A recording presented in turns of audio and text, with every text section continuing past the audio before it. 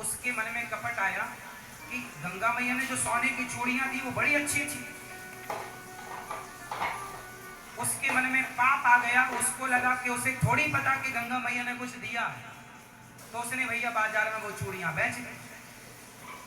वो चूड़ी जब बेचा तो वो चूड़ी इतनी अनमोल थी क्योंकि गंगा मैया ने दिया है।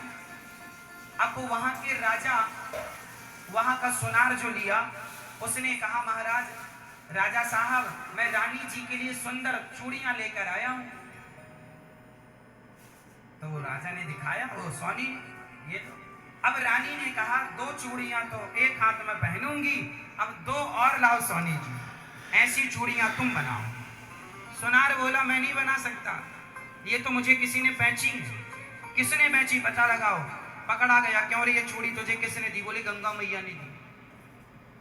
बोली गंगा मैया ने क्यों दी? बोले ये क्षमा करो, ये दी तो गई थी रैदास जी के लिए, पर मैंने रैदास जी को नहीं दी, मैं बेच दिया। अब रैदास जी को इन्होंने कह दिया कि गंगा मैया को मैंने दे दिया। रैदास जी को इन्होंने बताया ही नहीं कि आपके लिए भी उन्होंने कुछ दिया है, नहीं बताया। अब राजा ने ढिंडोरा पिटवाया, ये चूड़ी कहां से आई? बोले गंगा मैया ने दी। किसके कहने पर दी? बोले रैदास जी।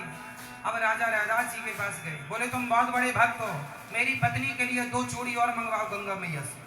कोई सुनार बना नहीं सकता, क्योंकि अलग प्रकार की डिजाइन है, अलग प्रकार का गंगा मैया का दिया प्रसाद है, तो वो संसार की वस्तुओं से कैसे मैच करता हो? कौन बना सकता था? वो दिव्य चीजें थी। अब राजा बोला, या तो तुम मंगवाओ वरना मैं तुम्हारी हत्या करूंगा। राजा बड़ा उद्दंड, दुष्ट।